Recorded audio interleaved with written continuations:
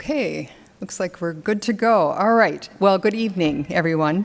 Welcome to Truth, Trust, and the Ballot Box on election security.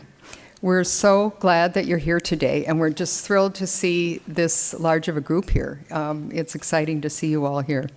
My name is Chris Olson. I'm a member of the League of Women Voters Roseville area, and I'm also the current president of the Roseville League. Today's program is brought to you by the 4 leagues of Ramsey County, which are the New Brighton area, St. Paul, White Bear Lake area, and Roseville area. If you're not familiar with the League of Women Voters, we are a nonpartisan, volunteer, grassroots civic organization with over 100 years of experience, educating voters, advocating on issues, and working toward reforms that strengthen our democracy.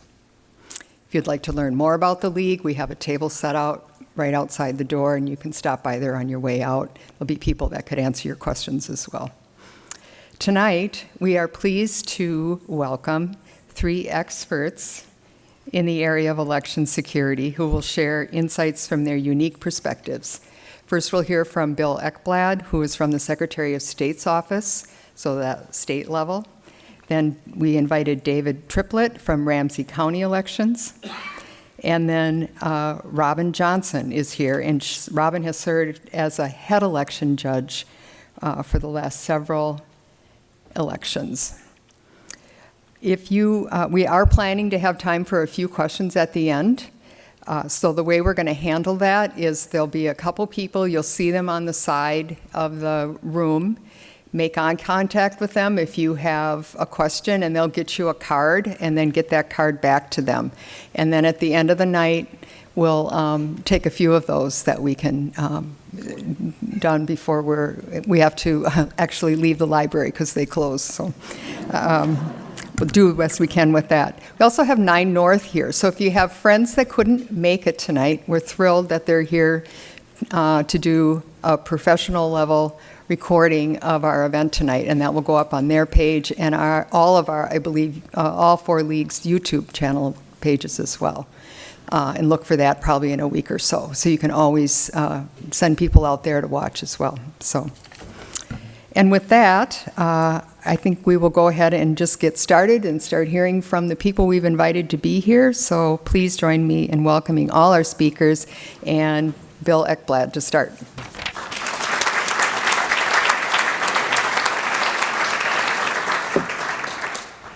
Well, thank you all for taking the time out of your evenings to be here tonight. I am thrilled to be here. I had a chance to be in this room with the League about a year and a half, maybe going on 2 years ago, for a similar presentation. So if some of you here were here that night or have heard some of this before, I apologize. It's not all rehashed material, but there is some overlap maybe to some of our things that we've said before. I'm also really thrilled to be here with David and Robin, because I think what you'll hear certainly in my remarks, this is very much a team sport. To try to figure out how to keep elections safe and secure in Minnesota doesn't happen at any one office, any one level, jurisdiction.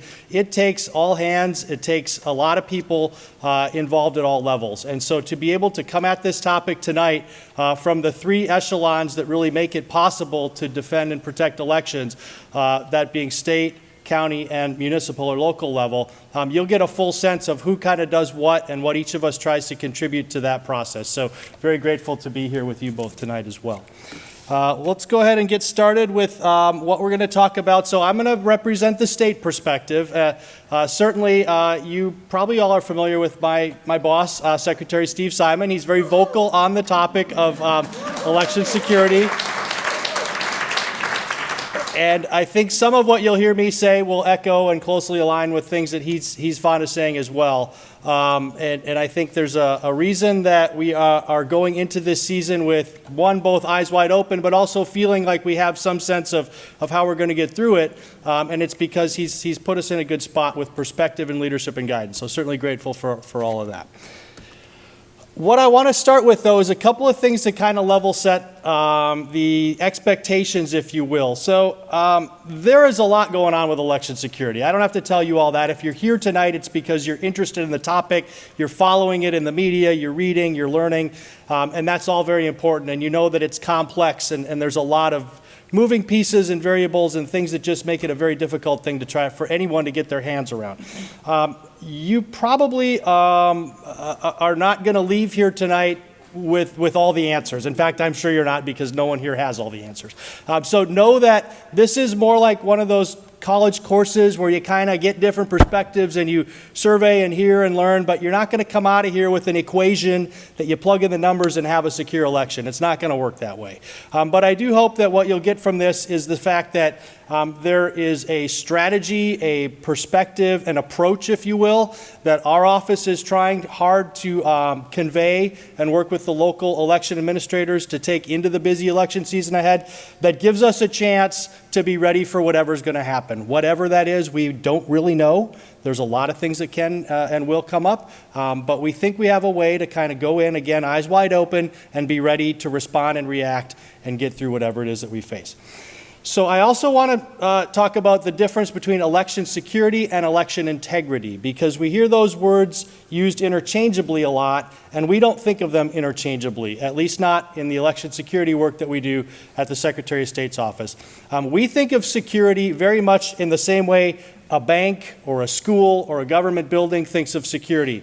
We are protecting people and processes and information and facilities from people that might want to do bad things to any of those, or from other factors that might end up disrupting any of those. And so it's that simple. It's not the other things that are coming in sort of as stray voltage in the discussion of elections, which you could call it integrity, somewhere that blends with misinformation, and I'm not going to try to sort all that out for you. But know that when we talk about election security, it is security with a capital S and not all the other stuff. We're not going to talk to you about vouching. We're not going to talk to you about voter ID. That's, those are policy things that are gaining a lot of attention and headlines, but that's not what we put in the bin of election security. So just know that as you're listening to that, and we can certainly sort through any distinction that might require more elaboration later on during question and answer time. So with that sort of as the going in premise, this election security stuff is everywhere, right? Again, you're here because you are familiar with the topic, you're interested in it, you're surrounded by it in what you're seeing and reading, publications, social media, TV. It's kind of everywhere. And again, it means a lot of different things to a lot of different people. It's used in ways, the term itself is used in ways to sort of incite and incense and charge people up and make you nervous and make you subscribe to this or read that. That's all kind of by design, the way media works, and that's fine. But just know that that no one source has all the answers, as I've said, and there's a lot out there. And I think what I'd like you to think about is, how did we get to this point? How did we get to the fact where suddenly everyone's interested in election security, where it's a topic that is used to get people riled up and drive action? And really, we have a little bit of a sense of sort of the legacy, if you will, of when this kind of became its own thing. So, prior to 2016, elections just kind of happened, right? Now, that's an oversimplification. These two over here are going, no, they did not. But for most of us who weren't in the elections business, we know there's people that did really hard work to pull elections off. It's a lot of organization and administration, but it was about getting to the results, right? It's like who won, who lost. You'd have some controversy over close races. Think of the year 2000, the Bush-Gore presidential race. But we were interested in the results, and that was the story. The process wasn't really understood by people outside of the business. It wasn't scrutinized all that much. We tuned in on election night. We watched the polls come in, and then we talked about who won or lost. That was elections. 2016, things got a little different. And really what happened, we had a foreign adversary, cough, Russia, who was interested in trying to manipulate U.S. elections through the use of cyber means in the cyber domain. Now, we know that they were not particularly successful. There was no manipulation of vote counts or ballots or any of that. But for the first time, eyes got opened on what is in the realm of the possible in terms of election manipulation by technical means, in this case from a foreign country. And that made a whole lot of people in positions of power really nervous. Washington, D.C., the federal government put a lot of attention in the wake of the 2016 election on figuring out what should be done to tighten things up. A lot of money was put into it, a lot of personnel resources put into it to try to get the right methods and means in place to protect against that type of intrusion. So along about 2018 or so, Minnesota received some funding from the federal government to start putting some of those measures in place here in our state. And in 2019, the Secretary of State's office began the program that I'm here to represent to focus specifically on working with our local partners to be able to secure elections for Minnesota voters. So that 2020 election, however, was one where we went into it thinking the big concern was going to be cyber threats. We thought that everyone's eyes were open now. Every bad guy in the world with a keyboard is going to try to manipulate our election over the internet, and we had a lot of robust defenses in place to try to defend against that. David could attest that my first go around here, I told him to be ready for that. I told all election officials, this is what you're going to have to be prepared for, because this is what election security is, and this is the thing that's going to matter. It didn't happen. 2020, the election, very little cyber activity. Now, there are a lot of reasons for that. A lot of it to do with the federal focus at that level, kind of batting down those threats, if you will, in cyberspace before they ever got within view of U.S. elections systems or infrastructure, which is great. But what did happen in 2020 was that we had a very different kind of election, and many of you were probably part of it. But what had to be done to conduct an election during a global pandemic was something that hadn't been thought about all that much prior to that, and hadn't been done, certainly, and invited a lot of scrutiny on changes that had to be made and adjustments that were required to be able to pull off an election in that environment. And those changes and adjustments brought a lot of baggage, a lot of conspiracy theories, a lot of questions, a lot of people who thought that they caught things going on that they didn't catch going on, and all of that. So that was sort of the legacy of the 2020 election, was that now you had this focus on the process. Who's doing what? Is it foreign countries? Is it election officials? Is it corrupt politicians? Somebody's pulling the strings to deliver results that I didn't like. Who is it? Let's figure it out. Why is that going on? All of that it was new ground in the wake of the 2020 election. And what that kind of simmered into in the wake of January 6th and other types of those activities was concern for the physical security of our elections, our officials conducting them, the facilities, people standing in line to vote. What could happen in the way of threats to those people, and what should we be ready for going into the 2022 midterms, for example? We really were starting now to think of elections in terms of not only all the cybersecurity that we had coming out of those earlier elections, but the physical security concerns as a result of all these questions that were being asked about elections and processes and who's doing what within them. So that got us to 2024, and I'm going to take a quick sip of water here. I feel like I'm drying out. 2024, which wasn't that long ago, brought all of that stuff forward. So the cyber stuff was still there. We still had to be ready to contend with that. The physical stuff was still there. That wasn't going away. We had to be ready for that. But we also had sort of a combination of all this different stuff coming together, where we had threats arriving to election offices via email from outside of our state. Is that legit? Is it valid? Is a bomb threat from a Russian IP address legit? Do you clear the polling place for that? These are thought processes we never had to think about before. We call them hybrid threats because it's sort of this mix of like a physical threat that comes over the cyber domain. You could have, it's not all that different in some ways than a telephone threat, but it does have this sense of distance that changes the calculus and how you react and how you prepare. So this notion of hybrid threats was something that was new to us in the wake of the 2024 election. We also had some white powder incidents. These are like physical mail that arrived to elections facilities that had suspicious white substance inside of it. We don't have examples where there was actually, at least in Minnesota, where there's actually poison or anthrax or any of that stuff, but you don't know, right? You have to be ready for the worst, and so we spent a lot of time and effort talking about this threat and this concern, which was seen around the 2024 election cycle, and making sure that we were preparing elections officials for mail handling procedures to be able to contend with that type of concern. So this combination of threats being married together in different ways was sort of how we summarize what we learned in the 2024 cycle. And then last year, again, not a significant election year as an off year, but really for those of us doing election security things, the churn at the federal level really was what we were contending with and still are to this day.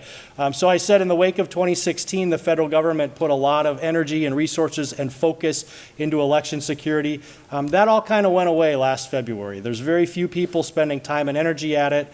We don't deal a lot with federal partners the same way that we did.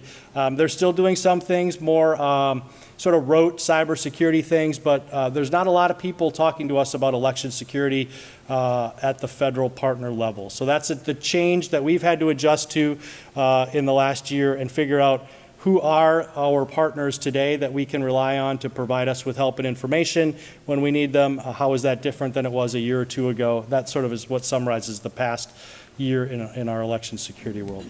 And then for this year and the season ahead, a great big question mark. As I said opening up, we just don't know. I mentioned we have tried to predict, I'll say we, it's really me, trying to predict and tell our locals what they ought to be worried about, and our batting average is abysmal. We've been wrong each cycle, basically. So when we told David it was going to be cyber, it wasn't cyber. When we told him there were going to be, bad guys with baseball bats at his polling sites to cause physical harm, that didn't happen either. And so we've decided we're done predicting. That's not working. We're not going to be right, and we got to have a better way. And so sort of where we've landed is this notion of an all-hazards preparedness approach. And what we want our local election officials from the county on down to the municipalities to be thinking about is what do I need to do literally to be ready for anything? Now, that doesn't mean that you are going to make a list of every possible scenario that could happen and build out steps for every one of those. It's about the common principles of preparing, planning, training, and then reacting that you can identify that will serve you with whatever situation arises. So that's about figuring out who your partners are in advance for the wide array of things that could happen to you. We speak a lot to county election officials about communications and knowing who you can reach and how you can reach them, or how you can reach them if the power's out or the cell phone towers are out. But just thinking through the general processes that you can rely upon to respond and react to whatever might happen to you. So that's how we're going into this year ahead. It doesn't depend upon specific preparations for specific contingencies. There's some of that. We'll talk about that in a minute. But mostly we are focused on readiness and preparedness at a high, broad level and focusing on those things that cross-cut whatever the emergency or situation might be.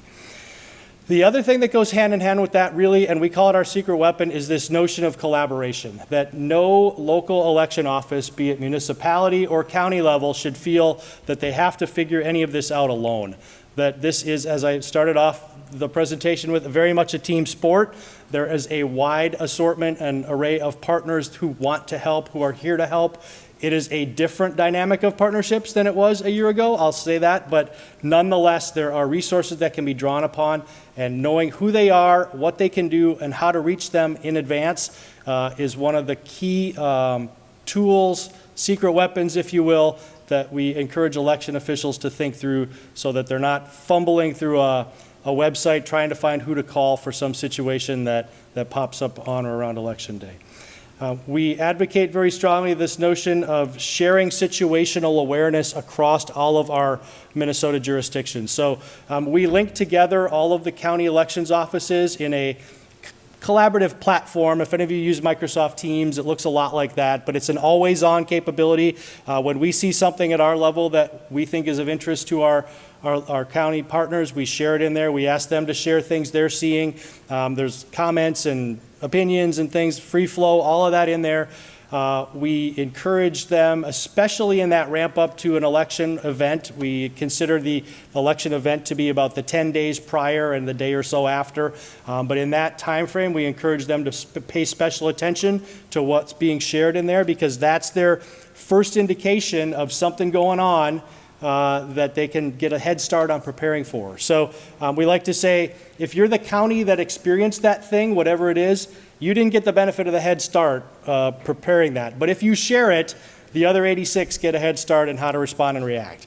And so your odds are pretty good that you're gonna come out ahead by looking and watching and paying attention to what others are seeing if we get active collaboration in there sharing information. And then we certainly, as we share those things, we're using a lot of different sources. We have partners across state government through the IT cybersecurity side, emergency management side, law enforcement, and the Minnesota Fusion Center are a few of our strongest partnerships. We deal with some academic and nonprofit partners who are really good at feeding us things that they're seeing out there in the world that may or may not end up being factors in a Minnesota election. Some of our private sector vendor partners are also really good. They have an interest in making sure that elections are safe and secure. Think the Microsofts, the Googles, the big tech companies who own a lot of the infrastructure that's used to manage and share information. And I don't want to completely say that there aren't federal partners that help either. We do still have a really strong partnership with the United States Postal Investigative Service, for example, on mail-related threats, and some others as well that are still good people trying to do the right thing during a difficult environment and time. But again, the bedrock principle of our approach is to have that idea of let's be ready for anything. What can we do to minimize the response and reaction time to adjust to whatever circumstance might pop up during that election event window, and go into it with that perspective.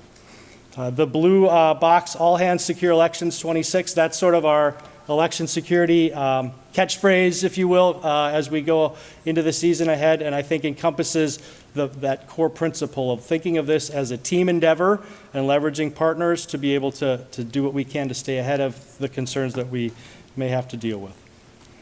A little bit about how we do all this. I mentioned the importance of collaboration. Our team, and there's 3 of us on our election security team at the Secretary of State's office, is very much about the relationships that underpin this business. So we are out there on the road, we're traveling across the state, visiting election officials in their home county offices, not just during election season, but all the time, to one, get a sense of who they are, what they're worried about, but also so that they get to know us. And we want them to feel comfortable communicating it with us, whether it's in that online platform or whether it's a phone call or an email, even if they're not sure what they're looking at. We want to help them solve the problems they're seeing. We want to answer their calls and work with them, and we want them not to be afraid to call us with a question or a concern. We don't want them to think about, is this worth bothering someone at the Secretary of State's office? No, it is worth calling us. It's not a bother. We're here to help you figure it out. And I think by getting out there in the field, shaking hands, meeting people at, we hit all 87 counties in the run-up to the 24 election. It lowers that barrier and makes it easier for communications to happen across the state. We hold statewide exercises that focus on election security. So we will invite our county officials up to Camp Ripley. We'll have a couple-day schedule of events to include these what we call tabletop exercises. So it's scenarios with injects and make them kind of think through and talk through what they're doing and thinking about at each step there. And we have some other training activities that we work into that. We provide some briefs from our critical partners on what service and support they provide. And then last year we kind of did a roadshow version of that, where we took it out to 6 different locations around the state where we used National Guard armories, and we picked kind of 6 corners of the state, if that makes sense, and invited the neighboring counties in that region to come and spend half a day with us at the National Guard Armory to do that same type of activity. We wanted to do it last year, not because there was a lot of election activity last year, but just to keep everyone's head in the game during an off year, so that you're not starting from zero in a busy midterm election year like this year. You're touching election security, maybe not every day, but at least every month or certainly every year in the form of one of these exercises, so that you're not having a cold start during a busy election year. We do produce some materials from our office, guidebooks and handbooks and things related to security processes and procedures that are useful to the counties, and we make them available.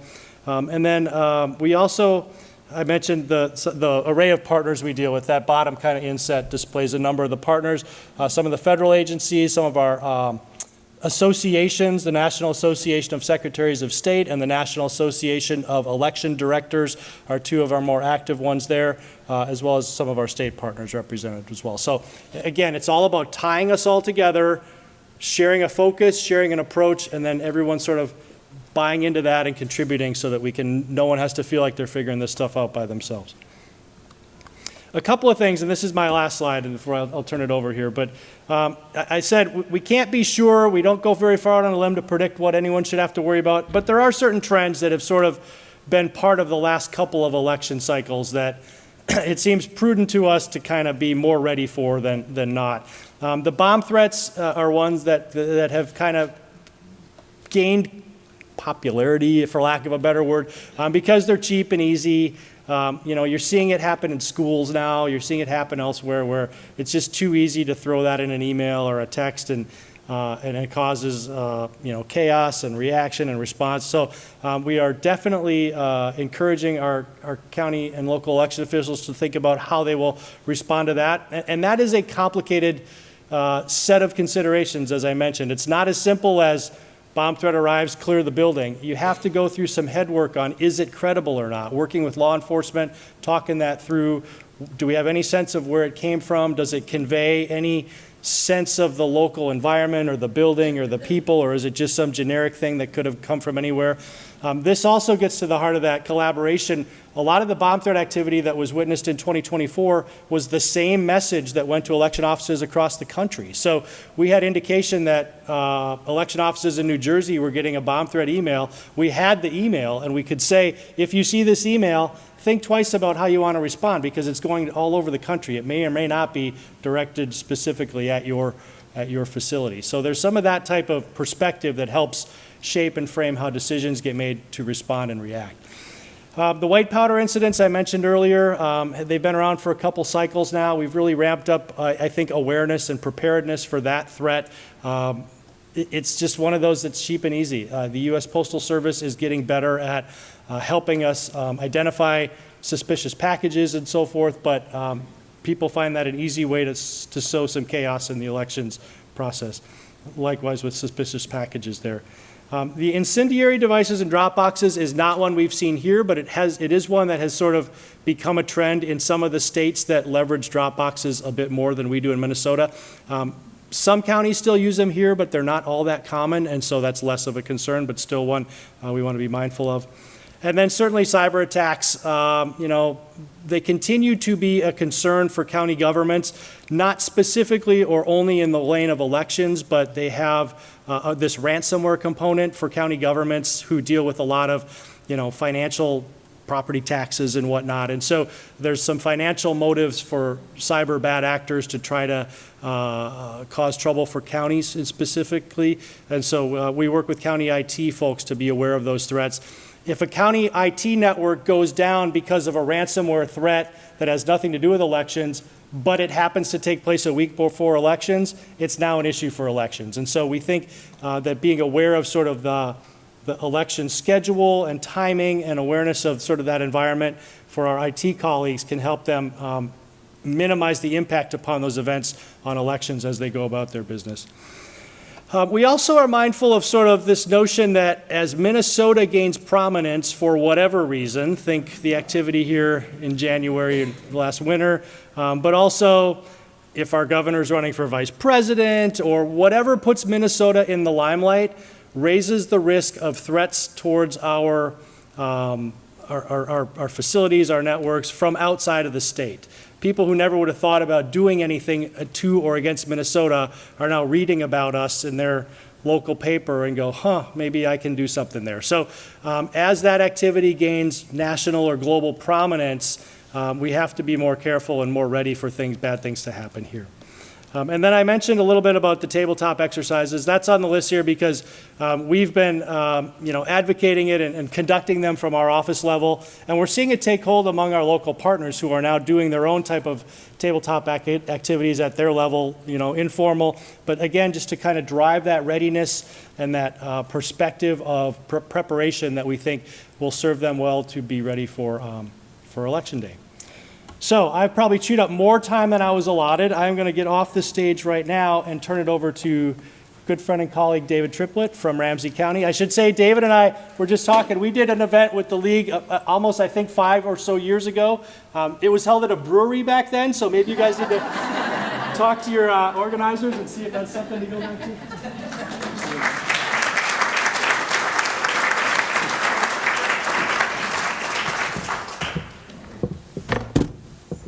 Well, thanks, Bill. I was also going to mention that event. I think that was the last time I've been before the league. But I always appreciate coming. There's a few familiar faces here. I'm guessing we have a few election judges in this room. And who knows, maybe 20 years ago I trained you as an election judge. I don't even know if this is on. There we go. There we go. It's more of a safety tool to hold while I walk up here than anything.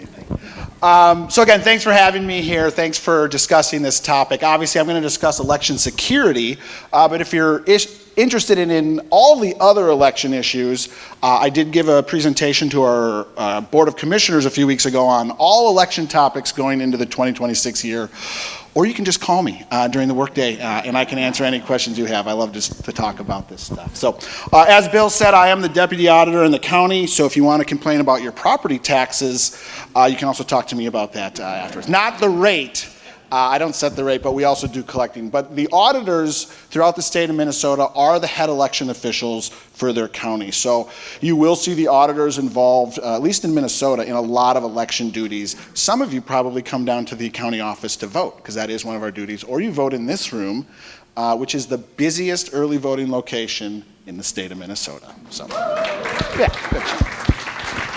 I think you got the busiest mall and the busiest movie theater too. So Roseville's a great community, and I have family here, so it's good. So quickly, I'm going to talk about preparing for emergencies. As you heard Bill say, that's really become a core part of securing our elections. Is we were doing the whack-a-mole thing, and the best thing we found was how are we going to respond to any emergency? And then I'll talk about how we secure the finer parts of our election systems, the voting system, the ballot counters, the voter registration database, how we secure voted ballots, and then how we provide transparency. Yes, election security and integrity are two different topics and often get overlapped, but there is a sense of security in providing people transparent information. Obviously, the unknown is a big factor in fear, and so if we can remove some of that unknown, we find ourselves in a good position too. I like to start with this chart, symbol, I guess. Elections touch many different factors. So for example, on election day, we're in this room voting. Well, this is a bad example because the county owns this building. But let's say we're at a church in Roseville. We're in a few churches. We don't own that building. So we're not in charge of if they pay the bills. We're not in charge of them unlocking the doors. We're not in charge of them plowing the parking lot if it snows on election day. We operate in commercial facilities. We use technologies. We use communications. We rely on law enforcement and emergency services. There's many factors that go into securing an election that we don't have a say in. So how do we prepare for this? Again, we're talking about security today, but we got to be prepared for snowstorms. We got to be prepared for power outages, or we got to be prepared for events that disrupt the polling place. Lockdowns at schools or other various security threats that we have. So in Ramsey County, we've set up a cross-county emergency response team.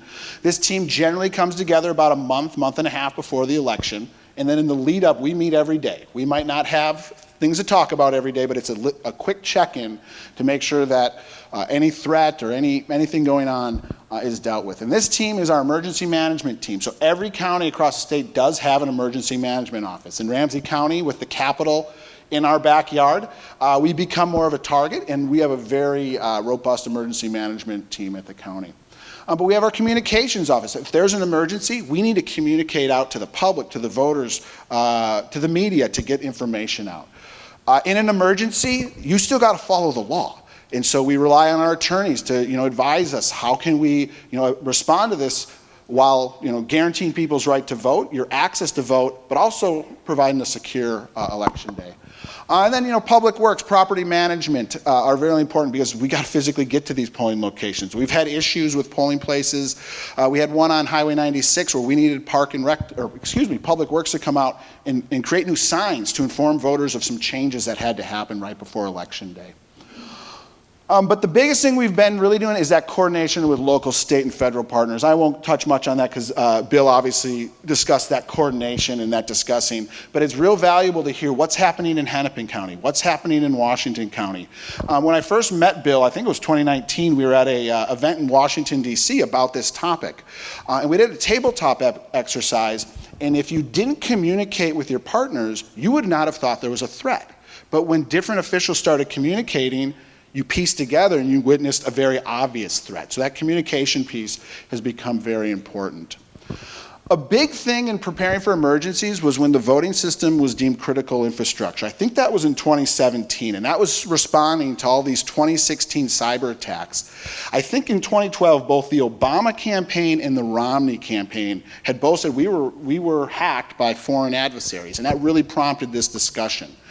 And so when 2017, when they deemed our voting system as critical infrastructure, that's the same as your dams or your power grid or other critical infrastructure in the country, we got a lot of resources. And a lot of those resources were training, they were tabletops, they were surveys. We had the FBI come into our office in 2017 and do a physical security review, or excuse me, 2018 perhaps, but they did a physical security review, and it was things about, do you have bulletproof glass? Do you have on your computer stations, do you have your docks blocked so somebody can't put in a thumb drive without you seeing? And so we got a lot of those features from the federal government when they deemed our voting system critical infrastructure. As Bill said, some of those have waned over the last few years, but there are still some services such as sharing of information that are still available to us. All right, so how do we secure a voting system? The voting system can be a big word, but I'll define the voting system here today as the machine that counts your ballots. There's a lot more parts to a voting system, but for the voters, it's that putting your ballot through the ballot counter and that machine that counts and reports your vote. So how do we secure the voting system in Minnesota? Or at least in Ramsey County. So the main thing we're doing right now today is we're upgrading to the new 2.0 federal standards. So to use a voting system, it has to be certified by the federal government and by the Secretary of State's office. And there's standards that you have to meet. And in 2022, they passed the new voting system guidelines, the 2.0 standards, and a lot of those features are security, two-factor authentication, encryption, non-network systems, redundancies to the system. So in Ramsey County, we are actively working to upgrade to the 2.0 system going into 2027. But we're not there today, so what are we doing? Well, currently in Ramsey County, we use a non-network system. Some of you might know that as your results are really late in Ramsey County. That is because we have a non-network system. I'm not going to get into all our results reporting, but I will say we might be the last to start, but we're one of the first to finish. So yes, the results in Ramsey County are a little delayed, but if you look at the timestamp, we generally finish first. And reason we're doing that is we don't have modems in our machines. In Ramsey County, we have very small geography, so we benefit from that. But at the end of the night, the teams of election judges, and I see a few here, you seal up those ballots as a team. You all do an audit. You verify as a team that what was put through the ballot counter matches the check-ins on the roster, matches what gets sealed in the ballot box. Once that box is sealed, the teams of judges bring it down to our office. They're also bringing the sealed memory card. If you've looked closely when you vote, you'll notice there's a tamper-resistant seal on your ballot counter. The main focus of securing the voting system is ensuring that the system hasn't been tampered with through the life of its life cycle. And that is done through a chain of custody. I think Robbins might talk about the chain of custody a little here, so I won't get into that. But that's a main component of our security of our voting system. Non-networked, secured by election judges, verified by election judges, and physically delivered to our office. So there can be no electronic interference. So as much as the conversation in 2016 through 2020 was cybersecurity, we nullified that threat because the only way you can get to our system is through the AC power. There is no network, no connectivity to it. As a result, you do get your results a little later, but in Ramsey County, you're getting a result that's been audited, that's not going to change, and our goal is when we leave our office at night, that's the official result. Every ballot, absentee election day, has been reported, and you can go on, and it's never going to change. And that's our goal. We also keep our voting system in a secure environment. I discussed we have an audible chain of custody. Anybody who's been in our secure voting system room, I can give you the log of everybody who's accessed that, at least going back to 2020. And we have a chain of custody for this. An audit log is great, but if you're not checking it, it doesn't mean anything. If Bill's not supposed to be in my secure room, and he's signing the audit log and I'm never looking at it, I don't know if he's been in there or not. So audit logs are great, chain of custody is great, but you have to be reviewing it. You have to be making sure who's coming in, who has access, is continually auditable. We also get data requested a lot for, can we have your access logs and see who? And people have scrutinized who has and who has not had access to these secure areas. As you're probably all aware, though, the most secure thing you can do for your voting system is have paper ballots. I'm sure all of you have been around when there's been a recount or a questioning. And for any of you who've been around in a recount, they're a great form of security and transparency because you're auditing the voting system. And if you don't trust the result of the voting system, you can go back and count the paper ballots, which we do in Minnesota for recounts or in a post-election review. Physical security is really what we're relying on for our voting system, and I talked about the teams of bipartisan election judges. Again, for those of you who've worked in polling places, it is a team of bipartisan judges working together to secure the ballots, audit them, and get them brought back down to our auditors. And then finally, the voting system is auditable. It's publicly auditable. If you don't trust the result, you can data request my audit office for the CAT's vote record, and you can audit the election on your own. You can see how the machine treated ballots and how it counted ballots. Obviously, your ballot is private, but the CAT's vote record is a publicly auditable record, electronic record, that you can use to review the voting system. And then, as I said, recounts and the post-election review are another way to verify the accuracy of the system. So in Minnesota in 2006, there was a professor out of Harvard, and he had basically showed you could manipulate ballot counters in certain ways. And so there was the first kind of real thought of, how do we trust the ballot counters? And so in Minnesota, there was a group that put forward a post-election review, and after every state election, we open a subset of the ballots and hand count those to ensure that the ballot counters are counting accurately. And if that review finds a 1/2 of 1, I think it's a 1/4 now of 1%, it triggers a recount. So the most secure part of our voting system is the fact that we don't actually need the system to count our results. So yes, the system's great. It gives you quick results, accurate results on election night. Worst case scenario, we can hand count our paper ballots. There's a lot more into securing the voting system, but we have limited time. So these are really just the high points. All right, how do we secure our voter registration database? This is probably the one in the news the most. There's been a lot of attention on voter registration databases. At the high level, the Minnesota's voter registration system is supported and produced by the Secretary of State's office, but it's the county's responsibility to manage the data and access to that system. So access to the system is granted to verified users on verified devices. So first, the state needs to know who is this user, and you have to be an acceptable user, and then they want to know which devices are you going to access the system from. I'm actually not a verified user. I don't go in the statewide voter registration system at all, because I'm a pretty obvious target. But if I were to have access, and I was try to access it from this computer, I would get denied, because it does not know this computer. So that's the first secure function, that only accessed users can enter the system. And then it requires a two-factor authentication. So for those of you who've worked early voting locations, you might know the little grid cards you have to use. And every time you access the system, it's giving you basically a code that you got to go on your grid card and repeat back to it. So to access the system, again, verified users, verified devices, and two-factor authentication. We're also monitoring the system's users. So if we think we have a nefarious user or a user who shouldn't be in the system, we can run audit logs and see who's doing everything. So if you're a user in the system, I can see every keystroke you're making within the system. And that's a security feature, because then we know who's using the system and what are they doing within the system. Maintenance is a very important part of securing the system.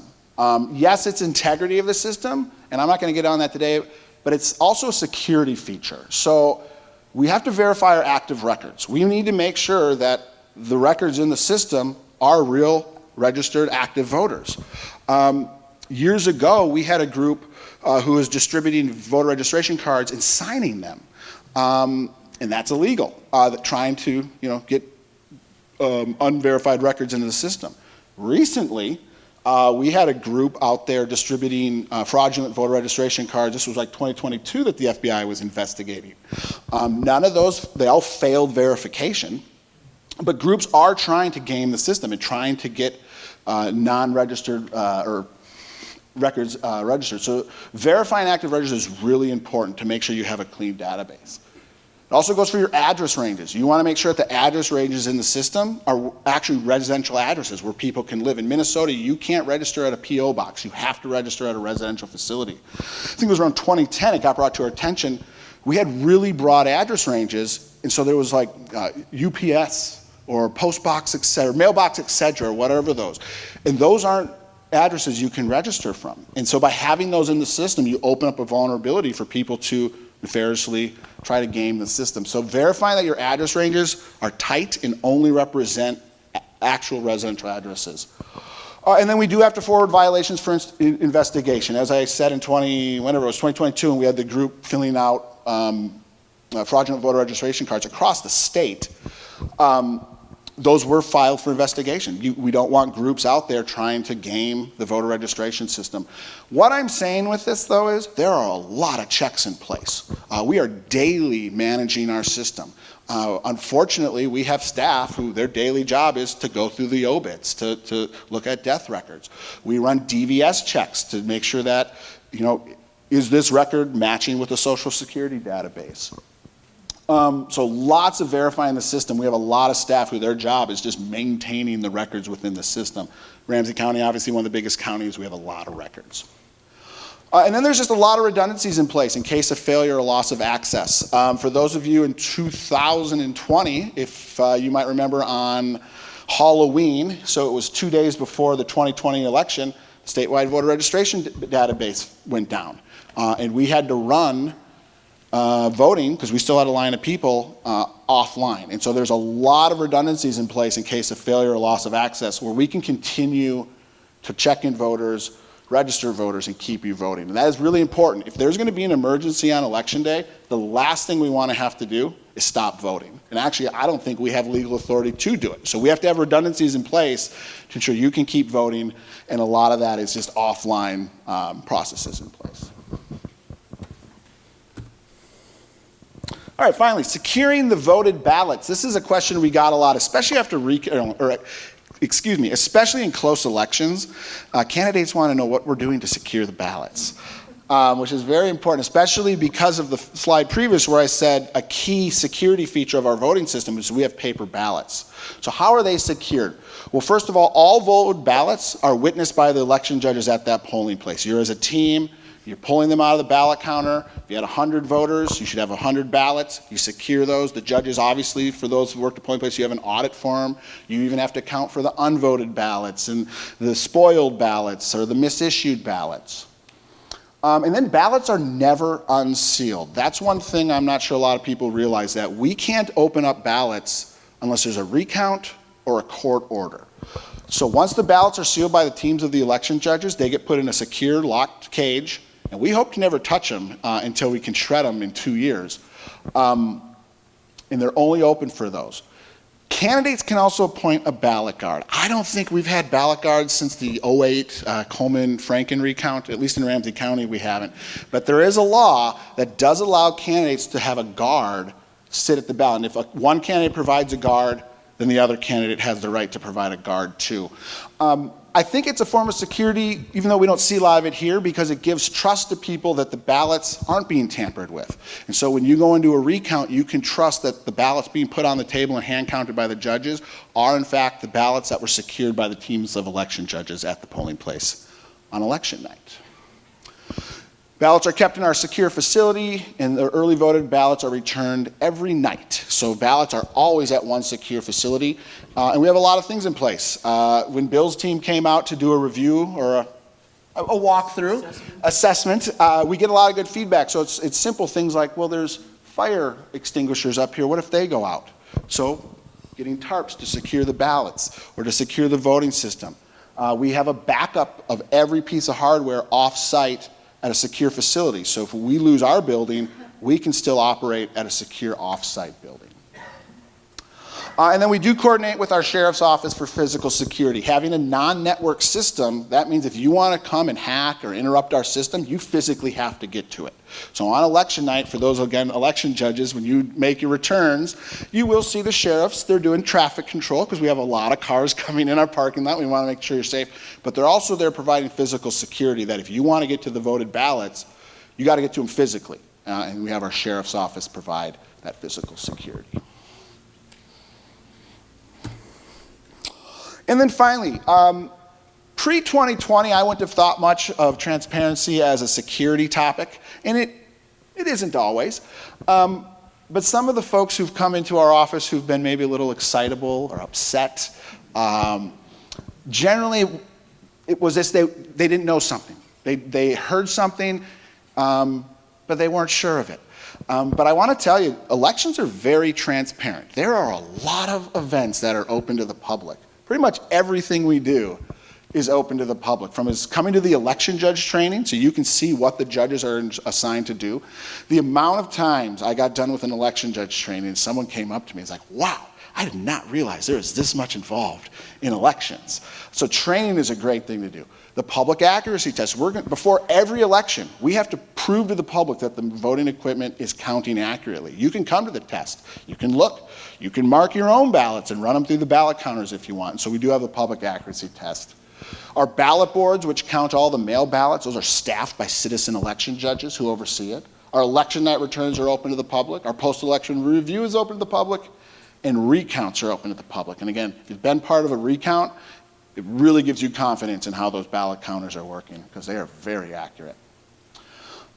Citizen election judges, I think, are the best thing we have to provide transparent and secure elections. That's folks like you. At the end of the day, in the state of Minnesota, I think the number's like 80,000 citizen election judges are needed across the state to administer our elections. In Ramsey County, we deploy about 1,500 to 1,800, depending on the size of the election.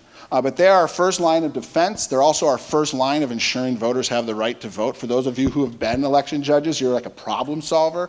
A voter comes in, might not have the right document, you're going to work with them to find it. So our election judges really are that first line for a lot of things on election day. And then we have a lot of data on our website that we publish after every election. And then doing events like this, or data requests, responding to media, is another good way to kind of break down misinformation about elections and kind of remove that unknown that we encounter quite a bit. Well, that is all I got on this end. I feel like I jumped around a lot, so thank you for humoring me here. And I'll pass it over to Robin, who I think, as you'll find, the further down you get in elections, the more in the trenches you'll get. And I think what you're going to find with Robin is our election judges at the polling place are definitely in the trenches. So thank you.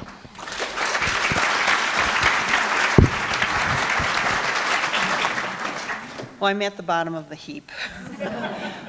What I'm going to do is I'm going to try to go through an election day so you can see the different check and point systems that we have within the day to make sure that the election is done correctly. Like Dave was saying, we all have to do. Can everybody hear you? Is it not on? Or you could walk around the side and use the. I got to see it though. Yeah, that one's on too. Okay.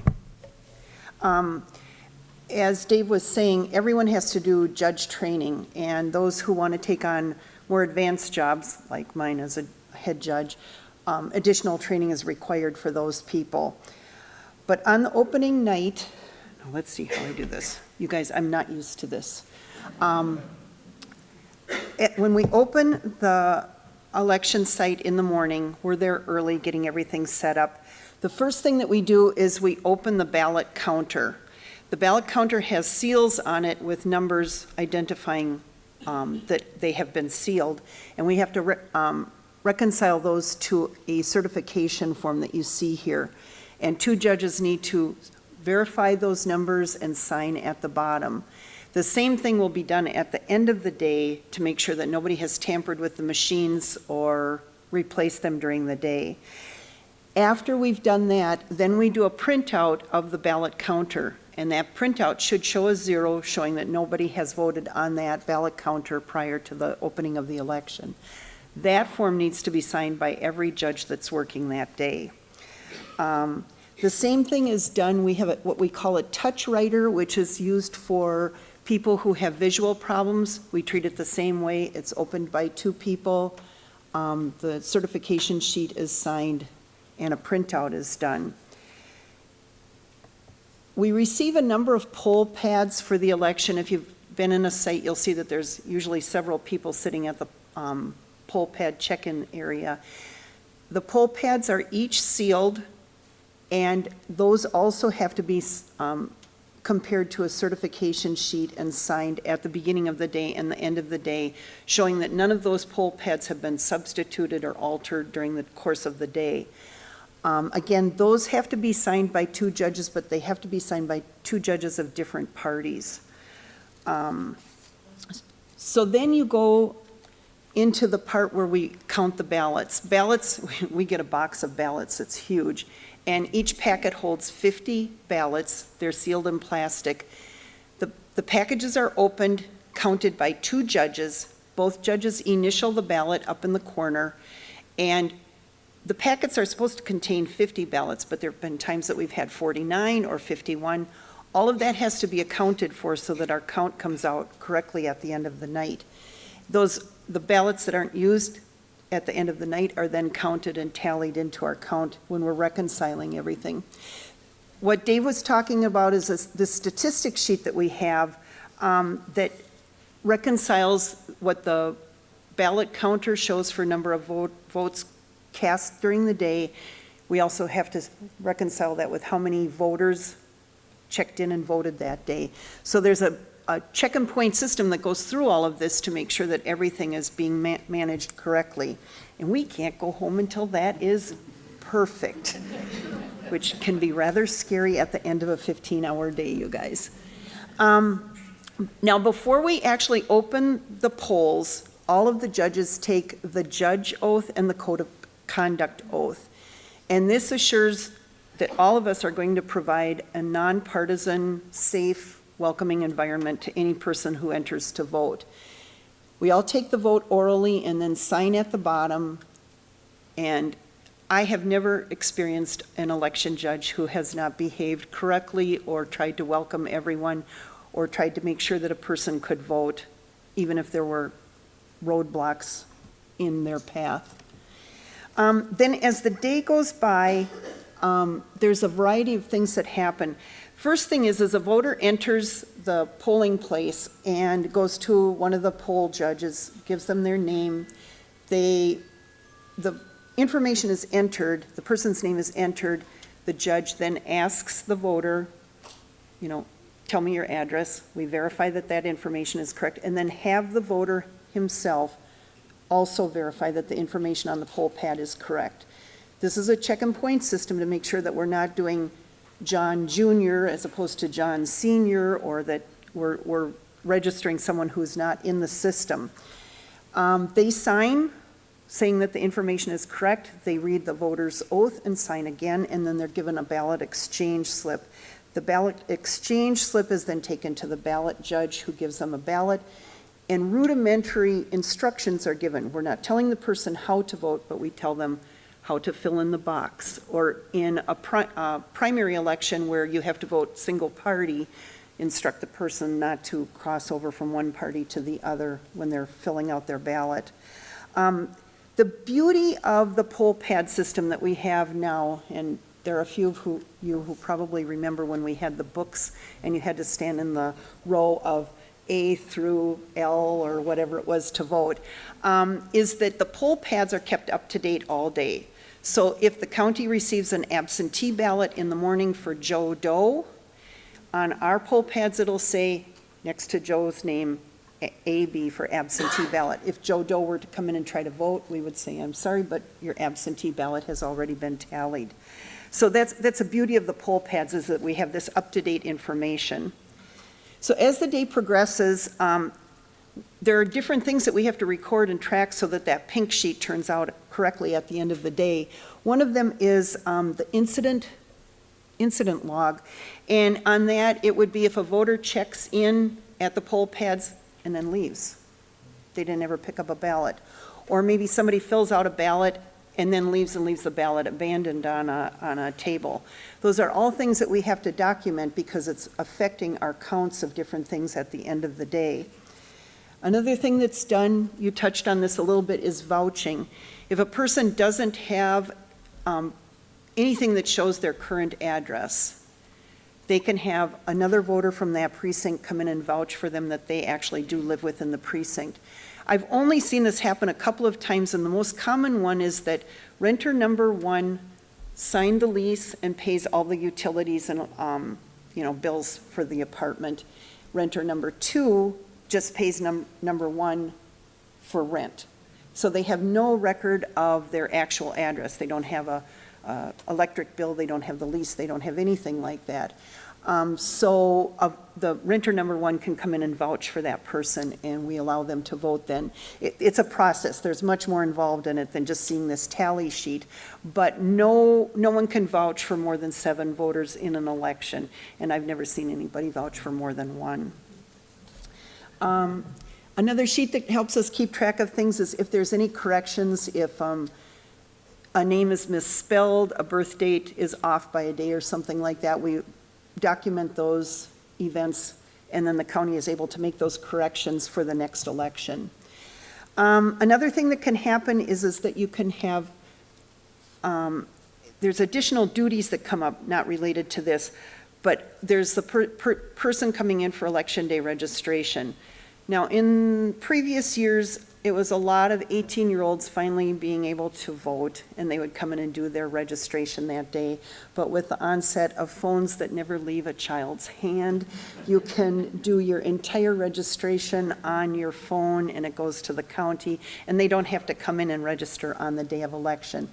But for people who have changed their name, maybe have moved, or have not voted in several of the most previous elections, they will have to go and do election day registration. And there is a process involved in that where the person needs to have ID that shows who they are, and then they will have to also show some proof of their current residence. Again, a utility bill, a lease, or something like that. The fun part about that has gotten better over the years is it used to be people had to come in and carry that paper Xcel Energy bill from this month and prove it. And sometimes people wouldn't come in prepared for that. Nowadays, people pay all of their utilities online. You can pull everything up on your phone, say, here's my Xcel Energy bill from this month, and it works for those people. But all of that is then recorded and tallied and used at the end of the day to reconcile all of our paperwork. Another thing that I don't have up there, and this is very rare, but I have had the opportunity to do it, is curbside voting.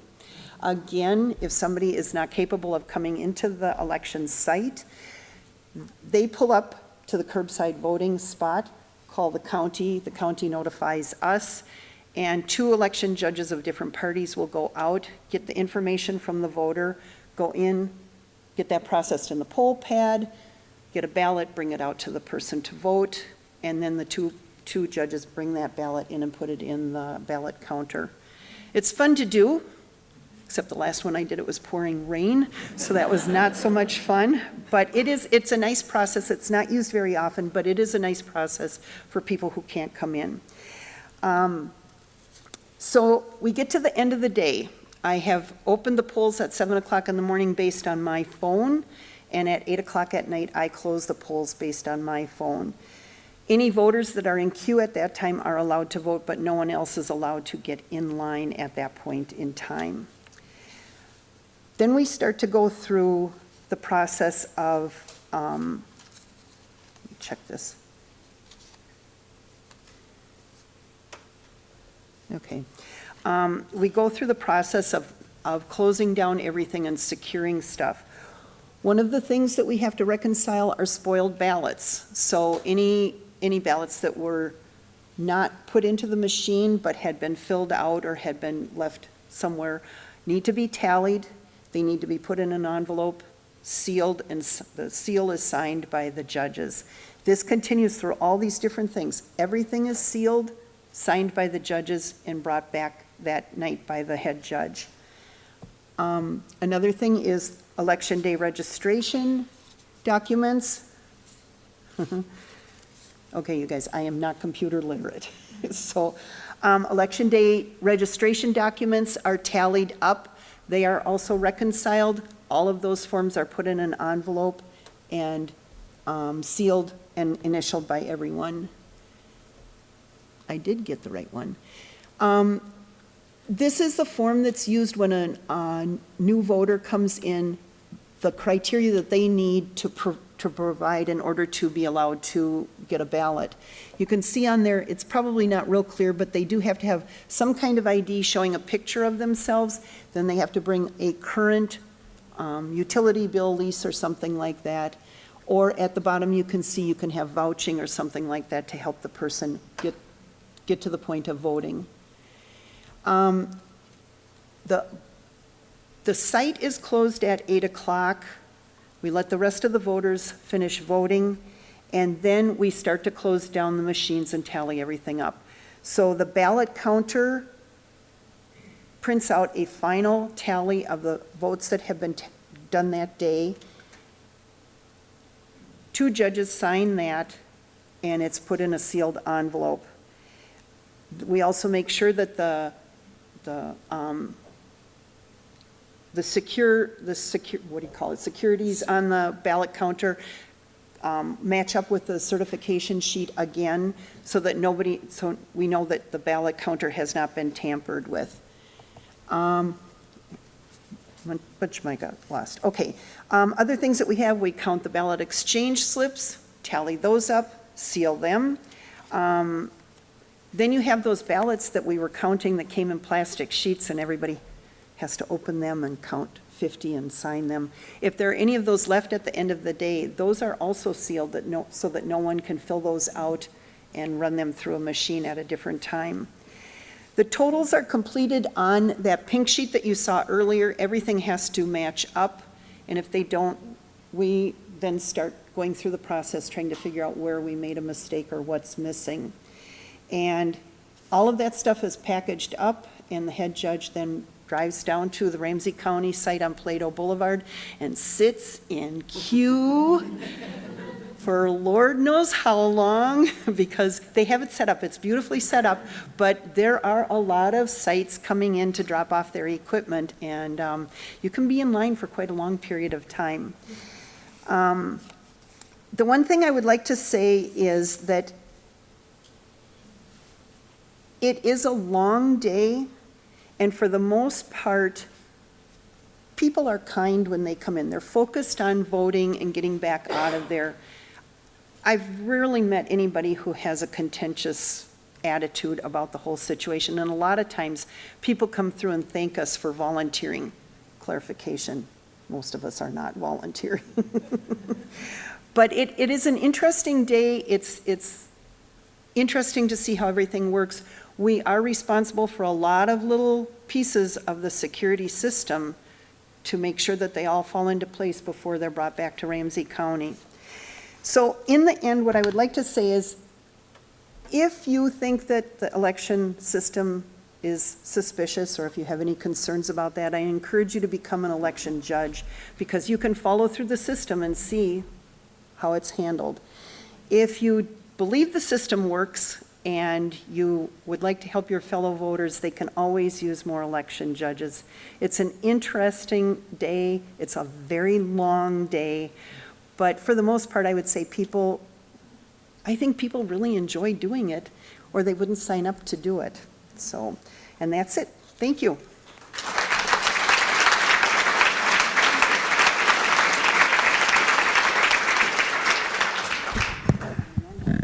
Okay, we've got just like 6 minutes, so not very much time. We didn't get questions on cards, but is there any specific question anyone has in the room that we could maybe ask whatever is the right expert for your question? I saw this one go up first.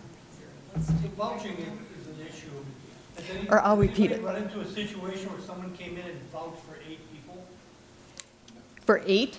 Yeah, it says you can vouch for 8 people, right? I mean, Yeah. I think it was 7. Have you ever had anyone? It's usually 1 is usually what you see. We get it, though. But you do get it. You see a lot of colleges, you'll see, yeah, Okay. we'll get people who use the maximum. And for those who've been here long enough, you'll notice the number of vouchers used to be 10. Now it's down to 7. And so really the legislature just sets that law, that rule. But yeah, we've had precincts where people have vouched for up to. I didn't hear the end. So has there been instances of people vouching for 8 weeks? No. Yes. The policy says 8. Yes, when it was still, Yes, the well, maximum it was amount, okay yes, to do vouchers 8, for the maximum. but now they can only do 7 if they, right. So only if, whatever the maximum is, they don't exceed that. Can I tell you, we've had some anecdotal examples outstate, smaller counties where there's religious communities, for example, that maybe ID is a different thing for them. And we have heard about some of that as well. So not super common, but as David said, it does happen. Yes.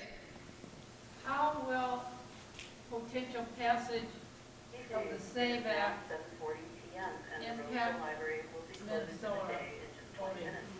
And are we prepared for the passage of that?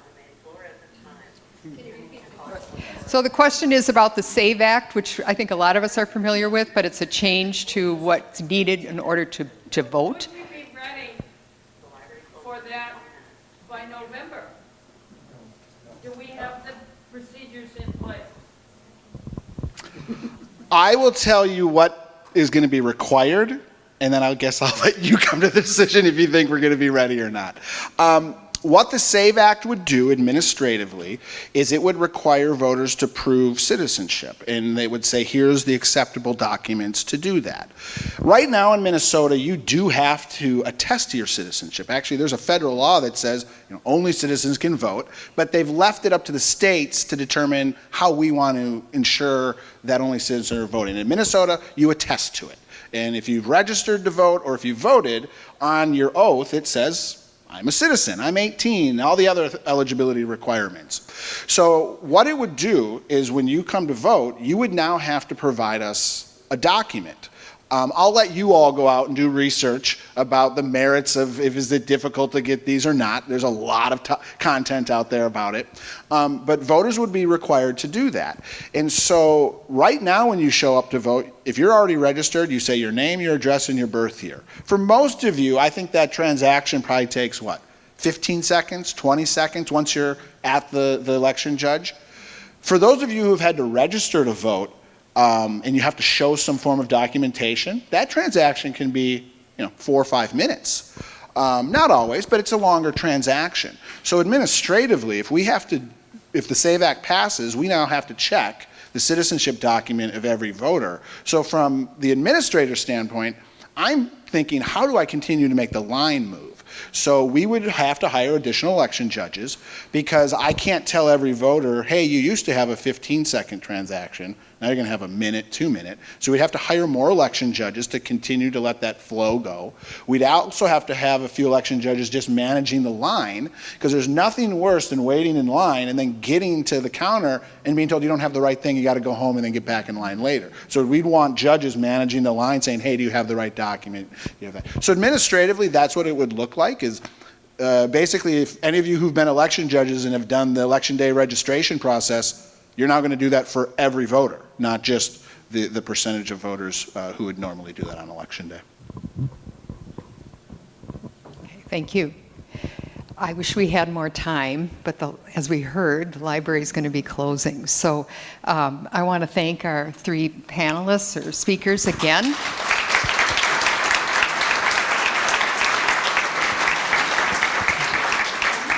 I hope we all feel more secure and have a little more knowledge, and I think there's a whole lot more to know if you wanted to study up more about it. One thing I did want to mention, this same group, our 4 Ramsey Leagues, are going to do another program in September, the 27th of September, on property taxes.